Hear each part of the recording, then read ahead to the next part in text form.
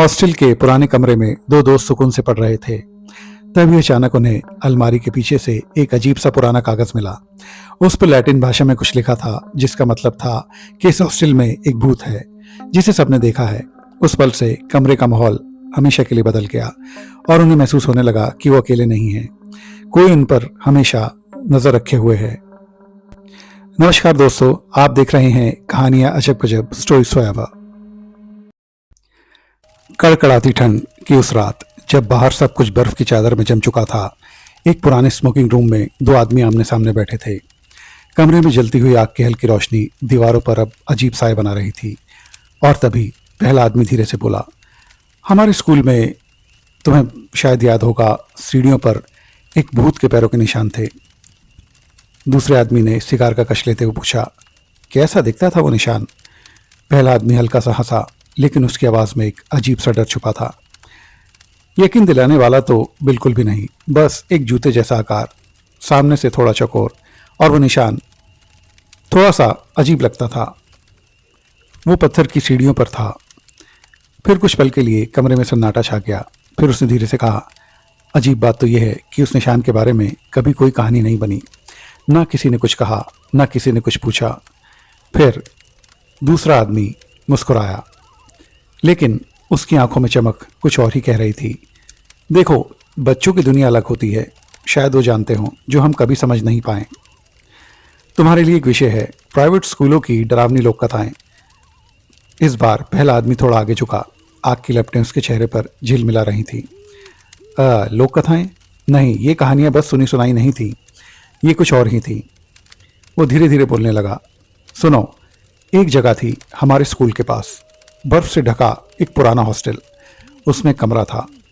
कई लोगों ने उस कमरे में रात बिताने की कोशिश की, लेकिन हर सुबह वो लोग कमरे के कोने में घुटनों के बल बैठे मिलते थे। उनकी आंखें फैली हुई, चेहरे पर जमी हुई दहशत, और उनके पास बस इतना कहने का वक्त होता था कि मैंने भी उसे देखा है।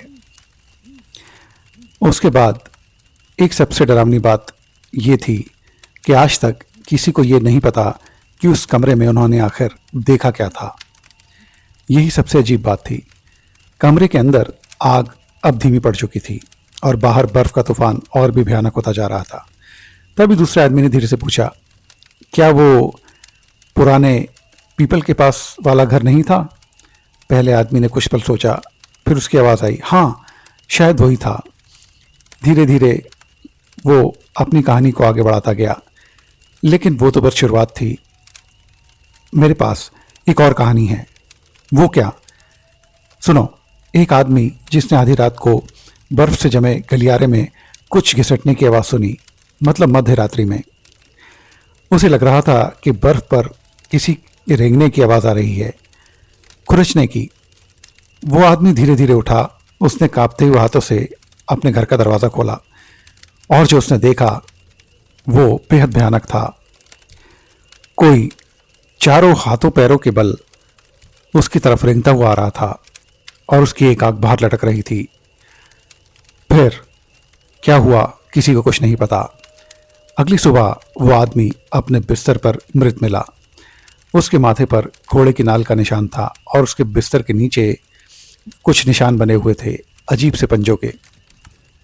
आज तक कोई नहीं जान पाया कि उस व्यक्ति ने क्या देखा था और उसे क्या हुआ था। और एक और कहानी है। एक औरत एक अनजान बर्फ से ढके घर में, उसने जैसे ही अपने बेडरूम का दरवाज़ा बंद किया, उसे बिस्तर के पर्दों के बीच से एक पतली सी आवाज़ सुनाई दी, धीमी। उसने कहा, अब हम पूरी रात के लिए अंदर बंद हो गए हैं।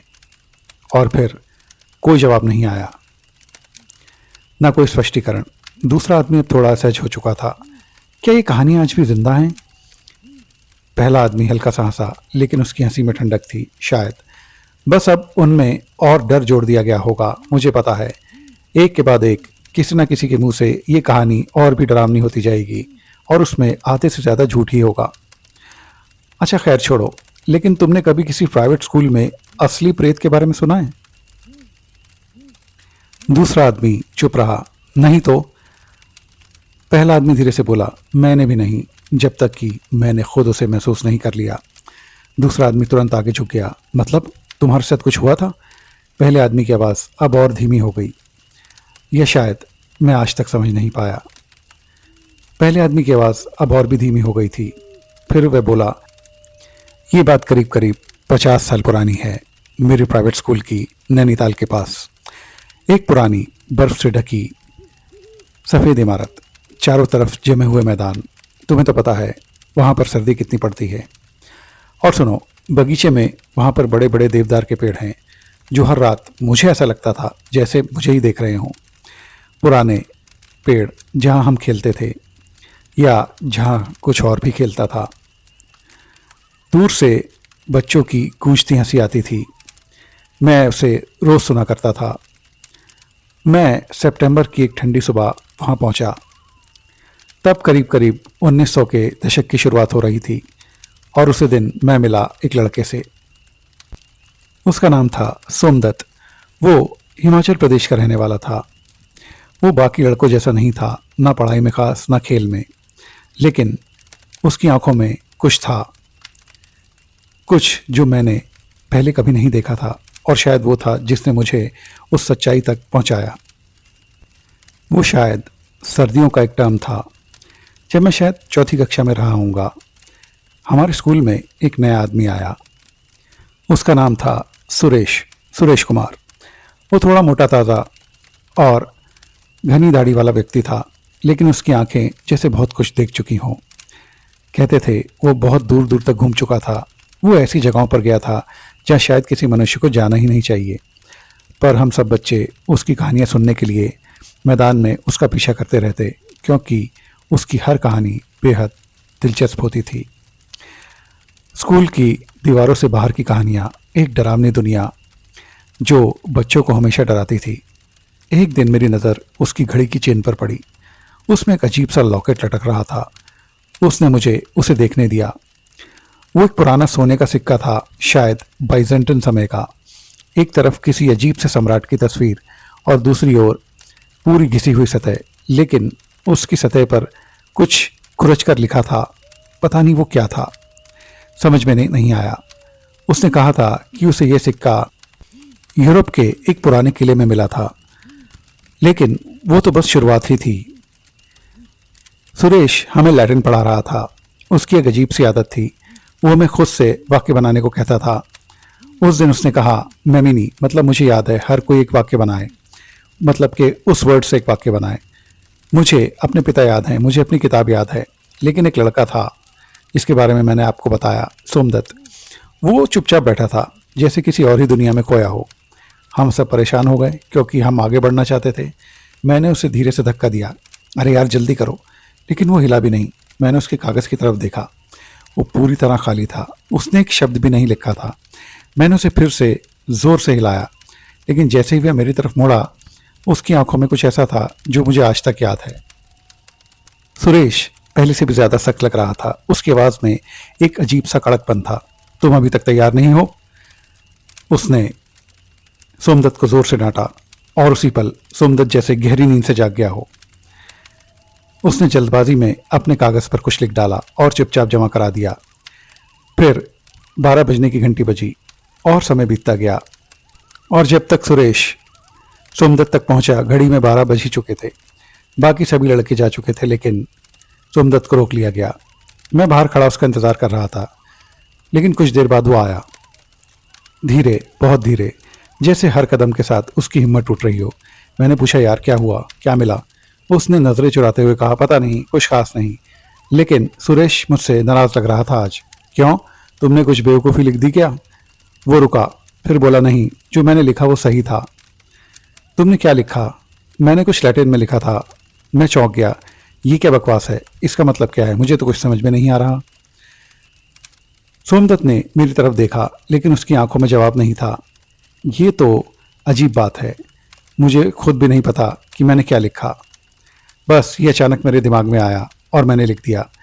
लेकिन लिखने से ठीक पहले मैंने एक तस्वीर देखी थी। तस्वीर? हाँ, 4 गहरे पेड़ और उनके बीच एक पुराना कुआं। मैंने धीरे से कहा, शायद वो उसी पुराने पेड़ के पास होगा वही कुआं, लेकिन वो तो बहुत ही पुराना है। वो तुरंत बोला, नहीं, वो इतना पुराना नहीं है। बस उसकी कहानी कुछ ज़्यादा ही पुरानी है। मैंने धीरे से कहा, अरे तुम उस पेड़ के पीछे क्यों पड़ गए हो? कुछ पल हम दोनों चुप रहे। फिर मैंने पूछा, और सुरेश ने क्या कहा तुम्हारे इस जवाब पे जो तुमने लिखा था? सोमदत्त का चेहरा और भी फीका पड़ गया। उसका बर्ताव बहुत अजीब था। वो खड़ा हुआ और बिना कुछ बोले फायर प्लेस के पास चला गया। काफ़ी देर तक वो मेरी तरफ पीट करके खड़ा रहा। फिर बिना मुड़े बहुत धीमी आवाज़ में उसने पूछा, तुम्हें क्या लगता है इसका क्या मतलब है? इसका जो तुमने लिखा है? हाँ, इसका। मैंने उसे सब बता दिया जो भी मैं समझ पाया था, जो भी थोड़ी बहुत लैटिन मुझे सुरेश ने सिखाई थी। फिर उसने पूछा, तुमने क्यों लिखा? और मुझे कुछ तो जवाब देना ही था, इसलिए मैंने ये लिख दिया। पता है, सुरेश अचानक बदल गया। उसने इस विषय पर बात करना बंद कर दिया और मुझसे मेरे घर के बारे में पूछने लगा कि मैं कब आया था वगैरह वगैरह। फिर सोमदत्त ने मेरी तरफ देखा, लेकिन वो बिल्कुल भी ठीक नहीं लग रहा था, जैसे पता नहीं क्या हुआ हो। और उस पल पहली बार मुझे एहसास हुआ कि यह सब सिर्फ एक वाक्य नहीं था, ये किसी जगह का संकेत था, एक ऐसी जगह जहाँ शायद हमें कभी नहीं जाना चाहिए। फिर उस रात के बाद हमने उस बात का जिक्र शायद ही कभी किया हो। क्या कहा था, क्या सुना था, सब कुछ जैसे धुंध में खो गया। लेकिन अगले ही दिन सोमदत्त बीमार पड़ गया। कहते हैं उसे बस ठंड लग गई थी, लेकिन क्या सच में सिर्फ ठंड थी? वो एक हफ्ते से ज़्यादा स्कूल नहीं आया, लेकिन जब वो लौटा तो कुछ बदल चुका था। लेकिन अजीब बात यह थी, सुरेश बिल्कुल सामान्य दिख रहा था, जैसे उसे कुछ याद ही ना हो, या वो याद करके भी छुप रहा हो। फिर लगभग 1 महीना बीत गया, सब कुछ सामान्य चलता रहा। और फिर एक दिन सुरेश ने हमें लैटिन में लिखने को कुछ कहा और सब ने अपने कागज़ जमा करा दिए लिखने के बाद। लेकिन जो लिखावट उस पर थी उसको देखकर सुरेश को कुछ शक हुआ। उसने हमसे सवाल करे, ये किसने लिखा है? हमने कहा, हम में से किसी ने भी नहीं। हमने सबसे पूछा, ये किसने लिखा है? लेकिन हर किसी ने कहा, ये मेरा नहीं है। तभी एक अजीब सा ख्याल मेरे मन में आया। मैंने कागज़ गिने, 1 2 3 4 5 6 17, लेकिन क्लास में थे सिर्फ 16 लड़के। ये 17वां कागज़ किसने लिखा? कमरे में एक अजीब सी खामोशी हो गई और वो कागज़ किसी का नहीं था। ये अजीब बात थी, वो कागज़ आज भी मेरे पास है। तुम जानना चाहते हो उस पर क्या लिखा था? उस पर एक लाइन थी लैटिन में, जिसका मतलब था, उस पर लिखा था कि इस स्कूल में एक प्रेत है और तुम सब लोगों ने उसे देखा है। अच्छा, ये बात थी। क्या तुम मुझे वो कागज़ दिखा सकते हो? कुछ पल के लिए कमरे में सन्नाटा छा गया। फिर धीरे से जवाब आया, हाँ हाँ, क्यों नहीं। लेकिन उसके साथ भी कुछ अजीब हुआ था। उसी दोपहर जब मैंने वो कागज़ अपने लॉकर से निकाला, वो बिल्कुल खाली था। एक भी शब्द नहीं, कुछ भी नहीं था उस पर, जबकि मैंने उस पर अपनी उंगली का निशान खुद बनाया था। मैंने उस कागज़ पर कई प्रयोग किए, अदृश्य शाही, गर्मी, रोशनी, लेकिन कुछ भी नहीं मिला, जैसे वो शब्द कभी थे ही नहीं। कुछ देर बाद दरवाज़ा धीरे से खुला। सुरेश वापस आया। उसका चेहरा पहले से भी ज़्यादा उदास लग रहा था।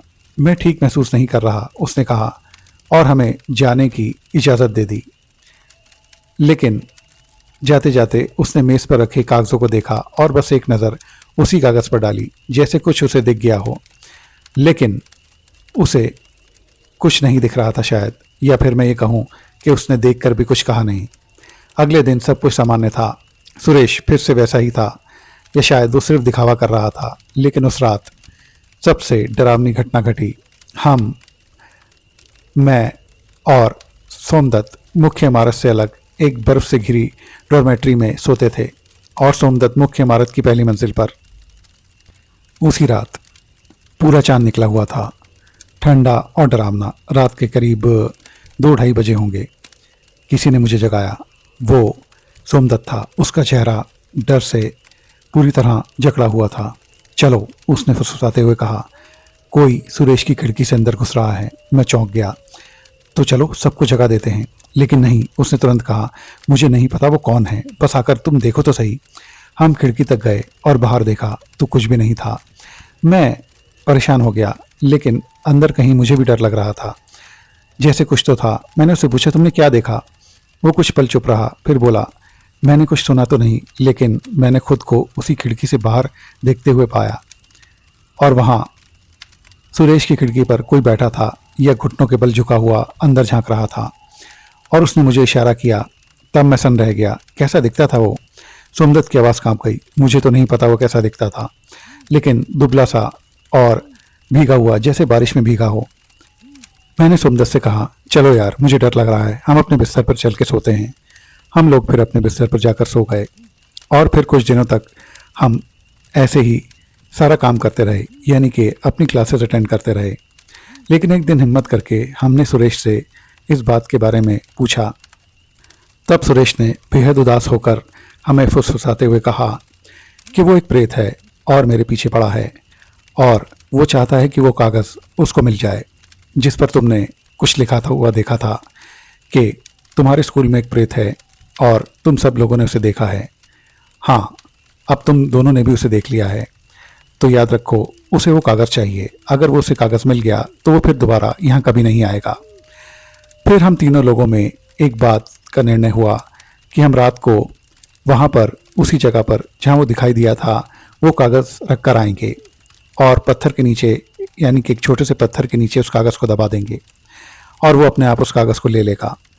और ये काम हमें रात को ही करना होगा, जो कि बेहद ख़तरनाक बात थी।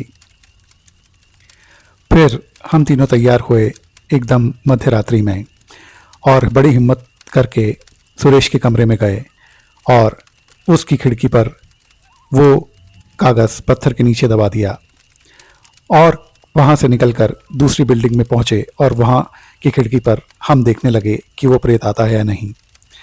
करीब 2:30-3 बजे वो प्रेत आया, बिल्कुल झुका हुआ, पतला, और पत्थर को फेंक दिया और उस कागज़ को लेकर बड़ी लंबी कूद मारकर गायब हो गया। बस यहीं से हमारा सारा काम समाप्त हो गया और सुरेश, सोमदत्त और मैं इस डर से आज़ाद हो गए कि वो, यानी कि डॉर्मिट्री का प्रेत अब कभी यहाँ नहीं आएगा। तो डियर फ्रेंड्स, ये कहानी थी हॉस्टल में छुपा खौफनाक साया। कहानी आपको कैसी लगी प्लीज़ कमेंट करके ज़रूर बताएं। मेरे चैनल को लाइक, शेयर और सब्सक्राइब ज़रूर करें और बेल आइकन प्रेस करना भी ना भूलें। फ्रेंड्स, मेरे और भी इंटरेस्टिंग वीडियो आपको मेरे चैनल पर मिल जाएंगे, उन्हें भी अपने फ्रेंड्स और फैमिली के साथ ज़रूर एंजॉय कीजिए। डियर फ्रेंड्स, अब आप मेरे सब्सक्राइबर्स नहीं फैमिली हैं, तो देखते रहिए कहानियाँ अजब गजब स्टोरीज फॉरएवर। वो हाई बटन प्रेस करना भी ना भूलें। फ्रेंड्स, आपकी बहुत अच्छी सेहत और ब्राइट फ्यूचर की कामना के साथ मैं लेता हूँ आपसे विदा। मिलते हैं आप सब लोगों से मेरे अगले इंटरेस्टिंग वीडियो में। तब तक के लिए बाय बाय।